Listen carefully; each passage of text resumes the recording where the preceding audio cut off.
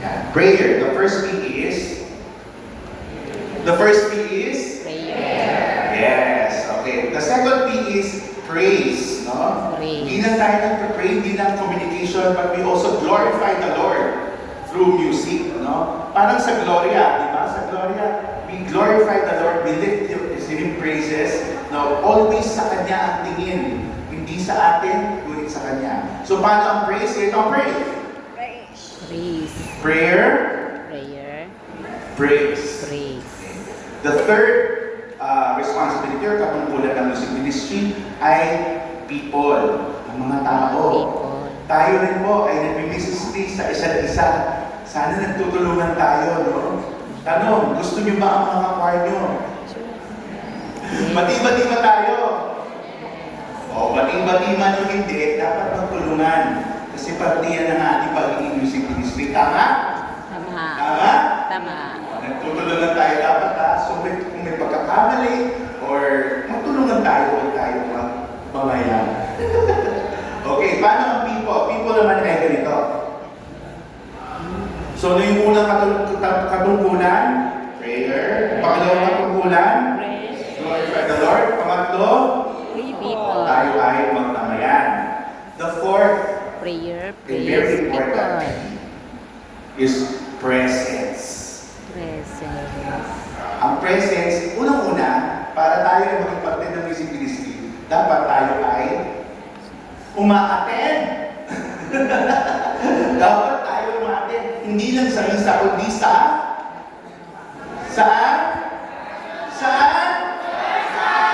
Rehearsal practice.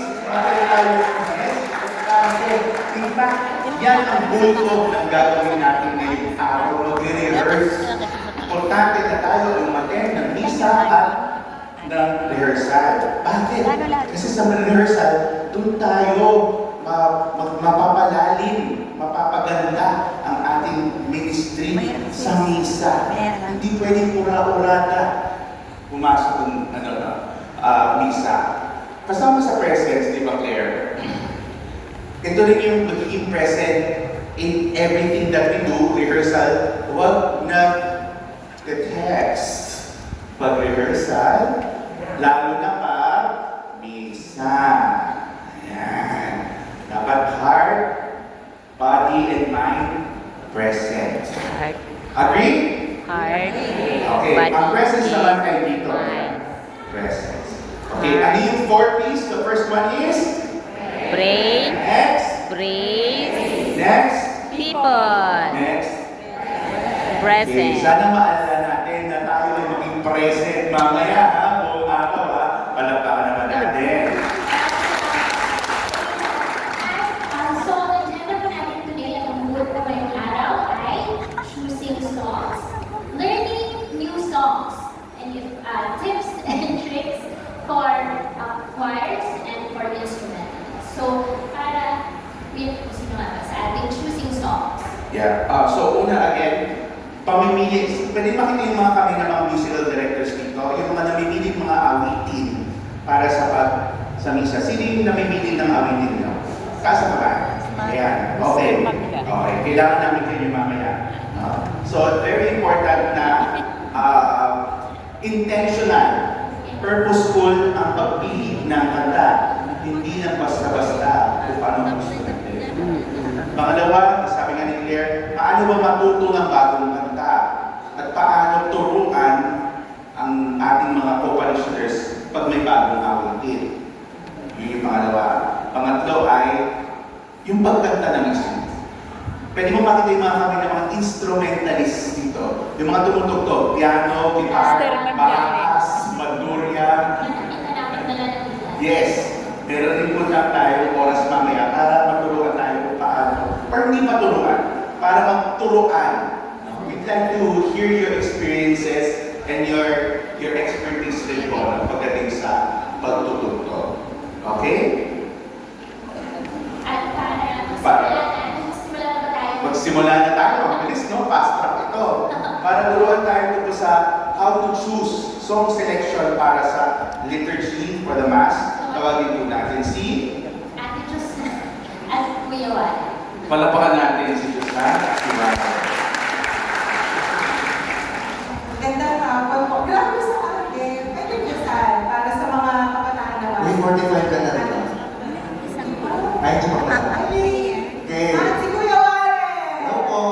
si Warren, member since 2022.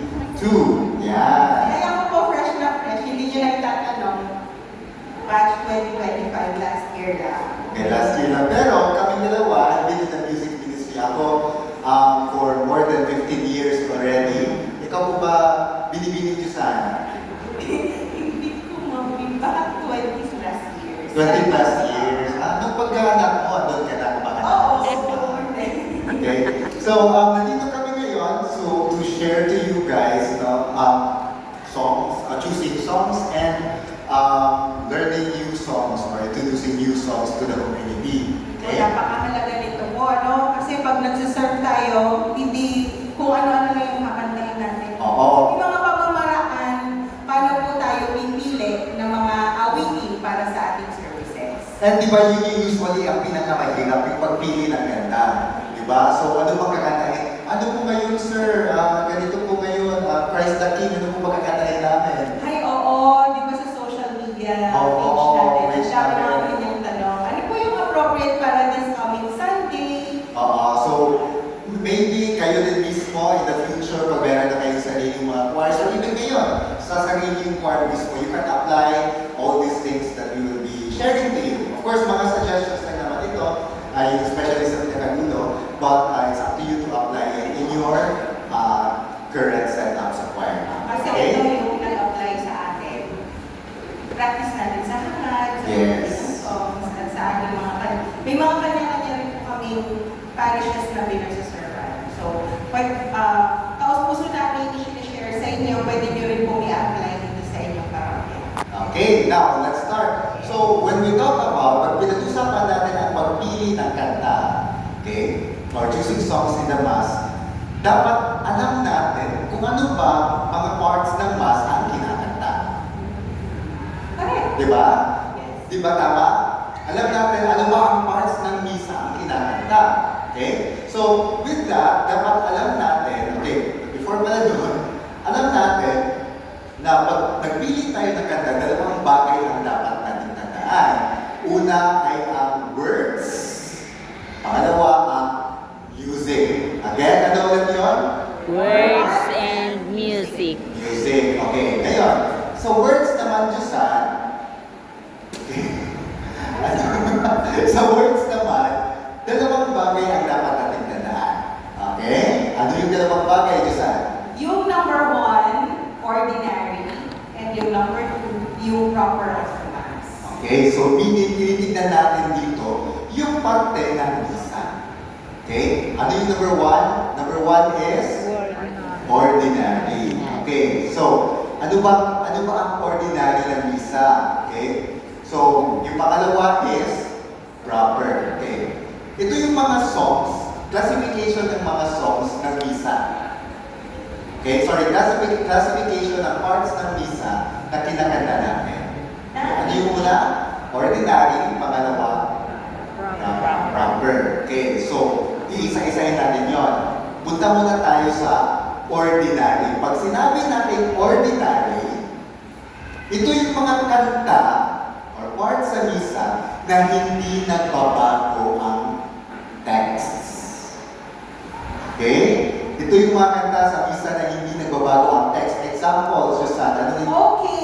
Tanong ko lang kasi gusto ko may audience participation. Ano po yung parte sa misa na mga hindi nagbabago yung text? Yung mga salita. Okay, kung kanino man dapat yung mic, ready? Para naging game show. Kasi baka antumin kayo. Cordero ng Diyos. Cordero ng Diyos? May tama ba siya? Kuya Warren? May tama ka! Sister, ano po name mo? Lisa po. Thank you, Sister Lisa. So, Cordero ay hindi nagbabago. Ay, Sister! Okay, so dito naman tayo magbigay ng part sa misa o kinakanta natin sa misa na hindi nagbabago ang text. Ito po tayo kay Ma'am P. Ito na kasi Ma'am P. Santo, santo. Okay, Santo, Santo. Wala pa kailan po natin. Ano pa kailan natin ba? Grande. Dania. Okay, wala pa kailan natin si Ma'am Dania. Okay, ayan. So, ano pa ba? So, umpisahan natin sa umpisa na misa. Ano ba? Kyrie. Ano ang Kyrie, Kuya Warren? Kyrie, ang ibig sabihin ng Kyrie, yung basketball player. Kyrie. Kyrie is, ano yung Kyrie? Gloria. Panginoon, okay. Or Lord, ha? Mercy. Pangalawa, Gloria. Gloria. Yung kapitbahay mo sa ano? Oo, yung Si Gloria. Okay. Gloria or glory to God or papuri. And credo. May ibang mga simbahan na kinalanta ang credo or yung sumasampalataya ako. Sanctus or Santo. And then, Agnus Dei or Cordero ng Diyos. Ayan. So yung mga text dito hindi nagbabago. Oh, meron pa. Ang dalawa, hindi nagbabago, walang dinadagdag, walang binabago. Manami, ano pa ba? Amen. Kapag ka. Nakalimutan natin yung word. Nakasulat dyan. Sisilat mo ang sarili natin. Pero Okay. ito naman, nakalimutan. Yan. Okay. Ngayon, so, next slide please. Entertain yung isa dun sa lakas. Okay. Now, ano ba ang reason kung bakit hindi nagbabago yung mga text na ito?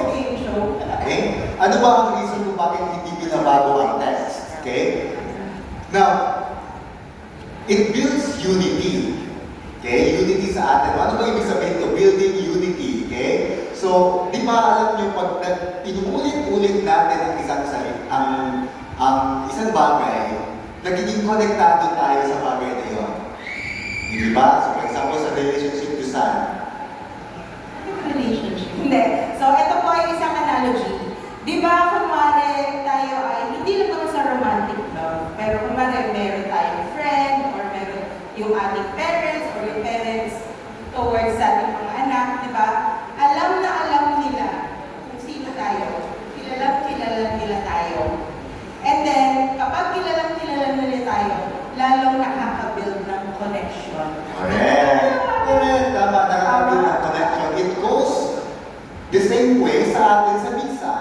Na kapag meron mga parts sa Mass na hindi nagbabago ang text, magiging pamilyar tayo at magiging united tayo sa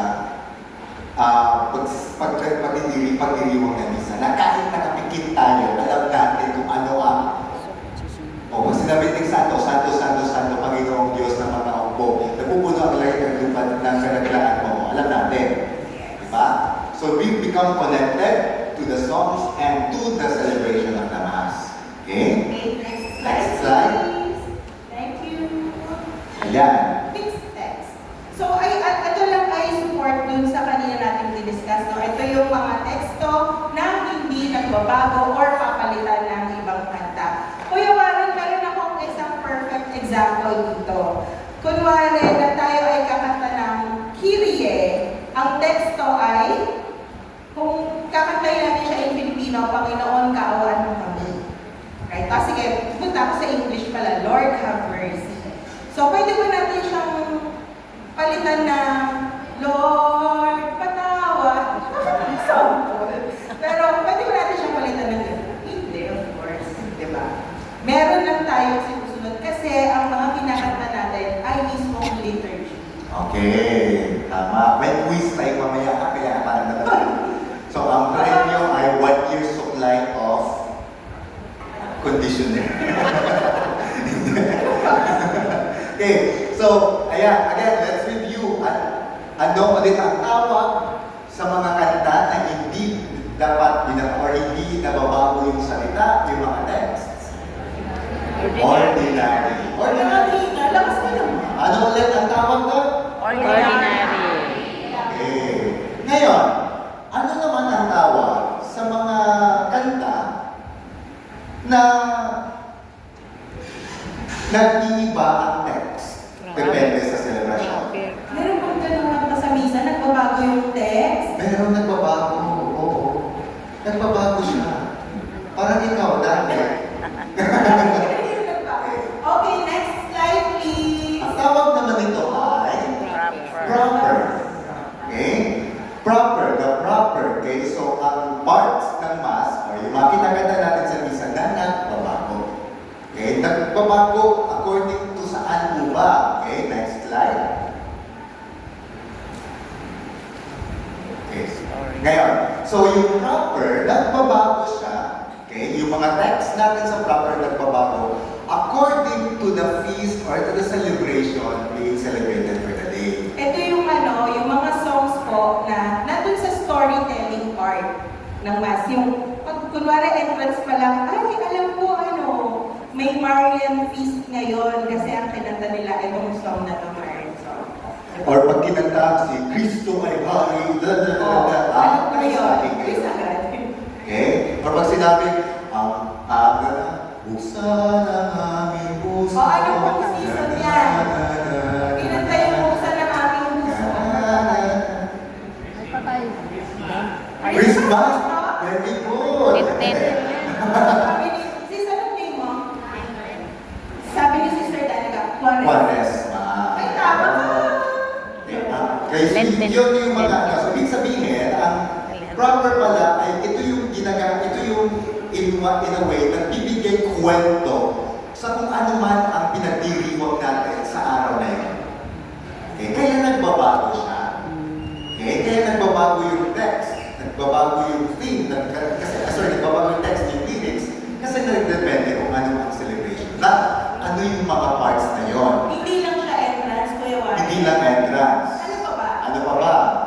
Offertory or yung presentation? Presentation over the gifts and communion siya. So bakit walang recessional siya?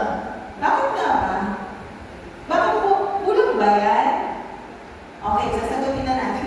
Wala Kasi sumagot. kayo sila yun. So, kasi po ang recessional ay hindi part ng misa. Pero, syempre, for us to have a good end in the celebration, we sing the recessional according to the theme pa rin. Para kasi yung movie, di ba? Pag yung kalaban, walang ending, pangit yung ending, edi bitin tayo. Di ba? So it goes, as we said, kung ang mga propers ay pag-aawit the storytelling style, okay, so kaya we add Ito yung nagbibigay ng retention paglabas. No? Pag-enhance sa homily ni Father, sa pinakinggan natin readings of the day. So ano yung example? ng recessional, purihin ang Panginoon. Recessional. Hindi sila nag-recap. Mali. Ano ba? Ano ba mga recessional alam natin? Walang sino man ang mabubuhay. Sabay-sabay po tayo. Walang sino man ang nabubuhay para sa sarili lamang. Okay, yeah. So, meaning it gives us an idea that we are helping our own brothers and sisters. Yun yung dadalhin natin. Kasama yung sa dadalhin natin pauwi. Galing sa misa. Okay, next slide. Slide, please.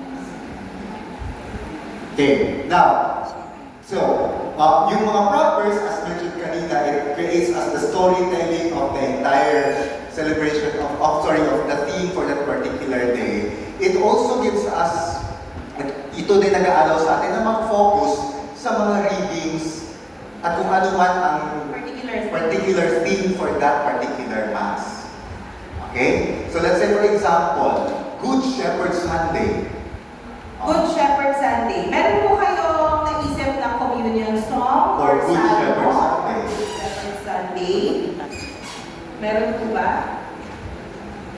Sis, may sinasabi ka. Ano po yun? Parang tama naman yung nalibreed ko sa'yo. Baka pwede mo i-share sa group. Anong name mo? March? March. Panginoon ang aking pastor. Ang Panginoon, ang aking pastor.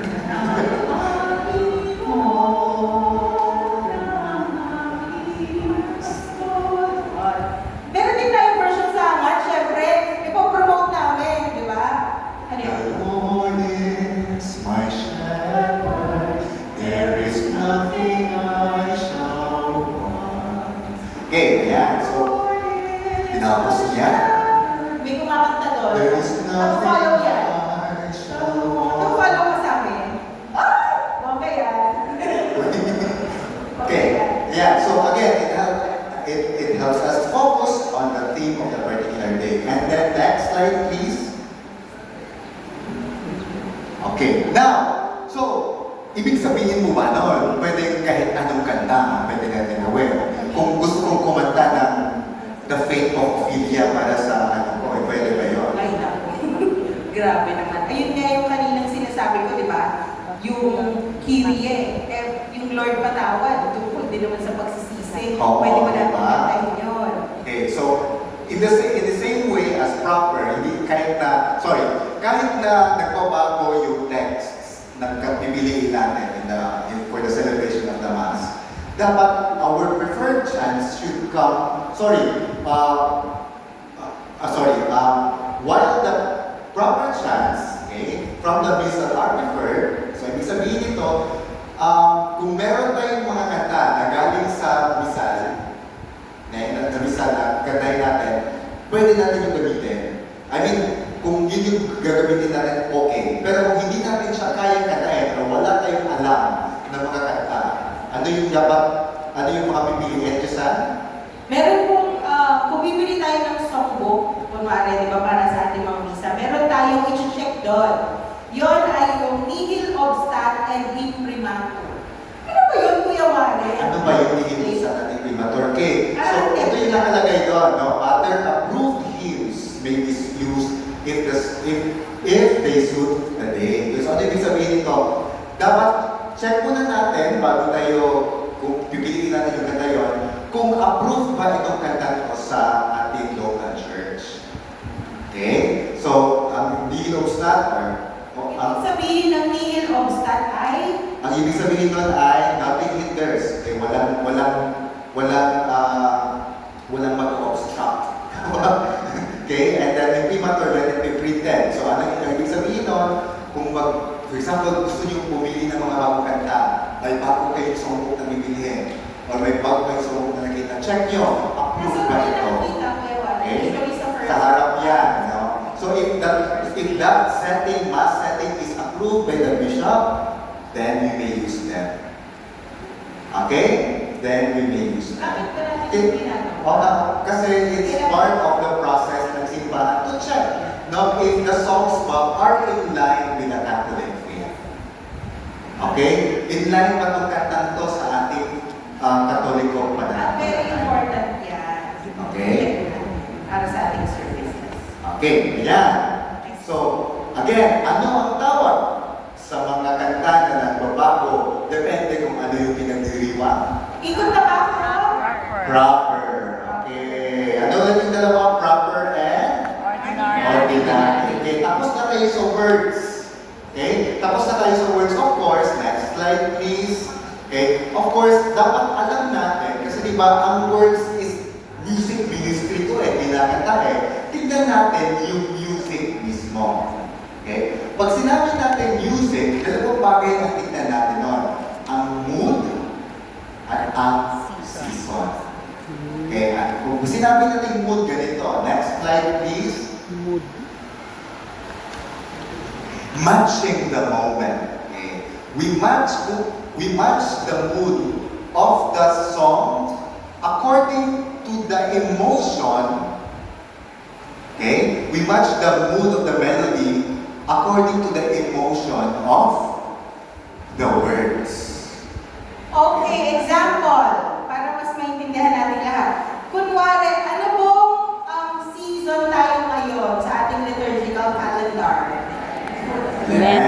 Lent or Quaresma. Okay? So, pag po Quaresma, ano ang general mood ng mga kanta? Diba? Ito ba ay masaya?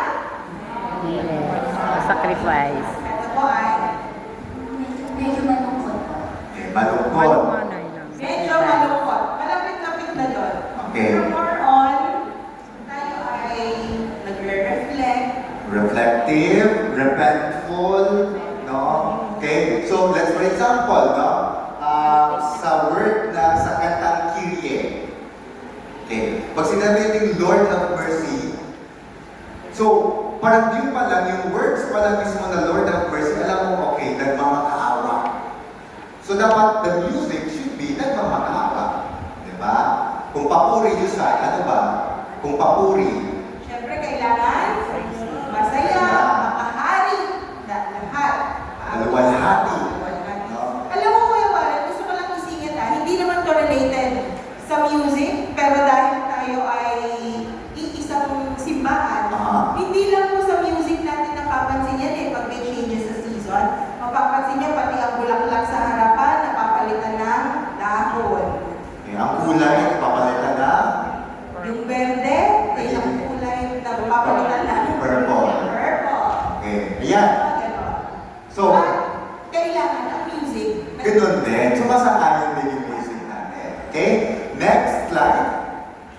So, kung yun yung mood, no, dapat yung mood ng melody nagdedepende sa mood, sa emosyon ng words. Pangalawa naman ay season appropriate. Okay? Ano ba ang mga kanta na appropriate sa season na ito? Okay? So, isa-isahin natin yung mga seasons, Susan. Yes. At sasagutin natin sila. Seasons of love. Seasons of love. Iba yun. Liturgical calendar. Mag-umpisa tayo kung bagong taon ng simbahan, ano ang unang-unang season ng simbahan? Oy, syempre, ito ay... Ano ang unang season ng simbahan? Christmas season. Ano ang unang season ng simbahan? Malapit na po, kuya. Malapit na. Bago pa. Bago ang Christmas. Bago ang Christmas ako. Advent. Advent. Very good. Tama. Palakpakan natin. Okay? Kuya Jun. Salamat, Kuya Jun. Okay. Pag nasusuka pa. Oo. Di ba nasusuka pa? Okay. Now, pag-Advent, ano ba ang ating parang atmosphere natin Ano pag-Advent? ang kulay ng suot ng mga priests? Color? Purple. Okay. Now, pag-Advent, ano ang parang mood natin pag-Advent po? Medyo malungkot din. Pero parang hinihintay natin ang pagdating ni Jesus. Okay, yun yung keyword. Naghihintay. Naghihintay. Hopeful waiting. Ano yung pangalan natin ko ba? Ate Magda. Ate Magda. Pagpagan mo natin sa Ate Magda. Ito ay ang ating patiently waiting. Patiently waiting. Hopefully waiting for the coming of Christ. Now, ganun yung ating atmosphere during the time of Advent. At yung paghihintay na yung very positive, katulad ng pag-anticipate natin na kung, di ba, uy, punti si ano, na siya. Oo, so, ganun, ano yun? Hindi, di ba, yung hindi naman madali yung pinagdadaanan ng mga Di ba? Frankie. Oo, correct. Pero, hopeful tayo, masaya tayo, nasasabik tayo. Masasabing pananabing. Mananabik, di ba? Pinasok pa yun. Meron kaming kanta nun na, pag-advent ka na yung yun. Okay, na ngayon, Advent, so kung pananabik ang ating tawag dito, atmosphere during sa Advent, ano ba ang mga so yung ganda natin, dapat ganun din yung ating vibes. Yung tema. Yung tema. Okay? So, I long for you, oh my God, mga ganyan mga kanta. Okay? So, kaya iniiwasan pa natin yung maganda na Christmas songs. Hindi ba naman excited na kasi September pa lang. Tapos, uy, December na, pwede na tayo pumunta niya. So, ka siya nirinig ko na yan. Okay? Ito So, naman church, ang KJ, yung iba ganun. Pwede na mag-Christmas. Hindi pa nga lumalabas yung baby. hindi pa. Okay? So, we are still in the hopeful waiting. The next season will be Ito na yun na. Christmas. Okay. So, yan, joyful na. Joyful na kinagana. Joy to the world. Yes. Yan. Ano ba? Mga Christmas songs na kinakanta niyo po sa pizza dito. Oh, Holy Night. Oh, holy night, the stars are brightly shining. Yan na. Okay. So, after nun, sa ordinary time, mamaya na si ordinary time. Sunod ay si Lent. Napag-usapan na natin sila kanina. So, ano ang after ng Lent? Ano? Easter. Ayan. May nag-raise. Mamaya. Okay, Easter. So, pag Easter, ano naman yung ating, kasi nag-hands up ka. Ano ang ating atmosphere pag Easter? Masaya. Masaya. Ano pa po? Ano pa po? Masaya. Excited. Masaya. Ano pa po ang binibigay sa atin ng Easter? Or ang food?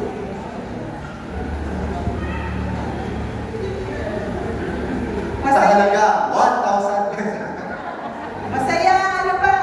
Dalang. Makahali. Okay, bakit kasi? Natalo ng Panginoon ang kamatayan. Okay, so meaning maluwalhati yung ating Lahat ng masaya, lahat ng makahari, lahat ng positibong kanta. No? kinakanta na. Puno-puno ng Alleluia.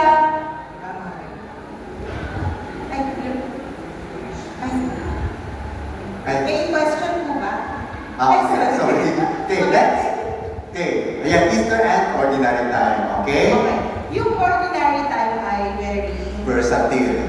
Okay? Very versatile ang ordinary time. Kasi nga, sa haba ng ordinary time, iba-iba ang nagiging theme natin. Okay? Per ordinary time. Depende sa readings and celebration ng theme ng Sunday na yun. okay? Now, next slide. Ayan. So music should foster prayerful reflection and never be a distraction from what is happening at the altar. Ano ibig sabihin nito, Josan? Gusto ko na lang magbigay ng example.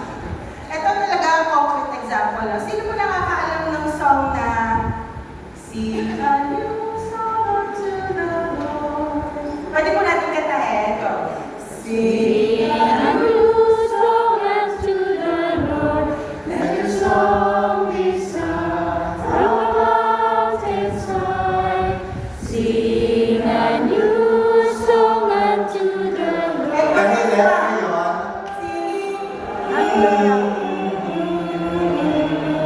Ayan, yung mga choir na hindi nakapagkanta, nakalimutan sa may elite mo yung penista. Sige, ano, singin yung song. Tapos naalala nila rin, singing, ano ba yun? Hindi na lang kinanta yung hallelujah. Siyempre, hindi. Kaya tayo ay namimili ng so especially pag alam na ng mga tao yung kanta, nahihirapan talaga sila doon. I mean, parang nadi-distract sila doon. Okay? Kasi Ayan. mali, di ba? So, nagiging cause tayo ng distraction sa misa. Okay, now next slide.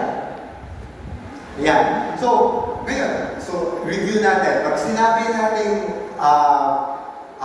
natin when we choose a song, we need to learn to know which part of the mass, kung ano yung mga hindi nagbabago. Ano yun? Yung hindi nagbabago ordinary. Tapos nagbabago every Sunday, ang tawag doon ay rapper. Tapos ngayon, yun yung sa words natin. Pagdating naman sa music mismo, ano yung ating tinitignan ang mood ng Season. Ang galing! Palakpakan naman natin natin yung kasali. Kaya hindi tayo madaling makinig ha. Oo, meron ako. Ingay lang kasi natin. Okay, ngayon, isa sa mga kinatatakutan ng mga choirs. Okay, isa sa mga kinatatakutan ng mga choirs. Ay, okay, alam namin.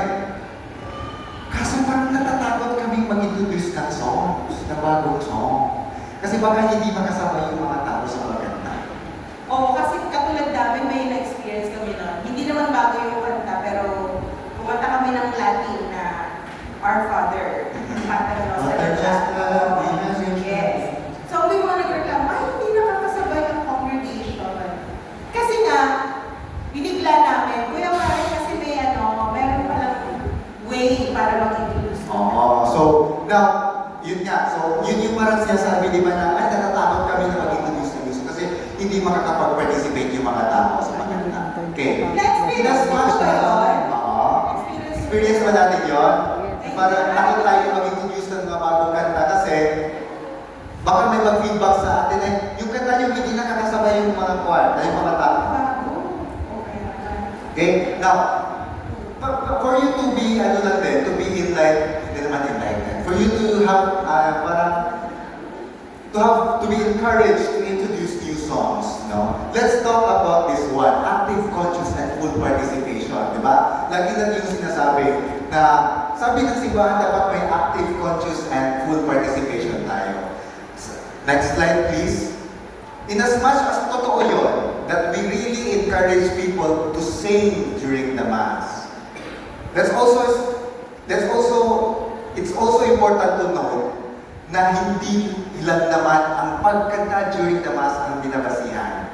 Okay? Why? Because active, conscious, full participation starts from internal lifting of the minds and heart. So ano ibig sabihin nun? No? Meaning, pag nasa misa ka, attentive ka sa kung ano ang ginagawa ng pare. Attentive ka kung saan part na ng misa at hindi tayo gumagawa ng ibang mga bagay. Okay? So, therefore pala, it's expected din na kapag may in-introduce tayo ng mga bagong kanta, part na yun sa process. Di ba, Lisan? Part na yun sa process na may time na hindi talaga sila makakakanta. Pero ibig sabihin ba nun, hindi sila nakakapag-participate ng mass? Hindi. Kasi ang participation starts from the lifting of the mind and heart. And ang goal natin, next slide please. Okay? Ayan, so internal focus. Ang goal natin ay from having an internal participation, moving outward to participating in the next slide please. Participating in the responses, acclamations, antiphons, songs, hymns, and canticles. Okay, now, next slide.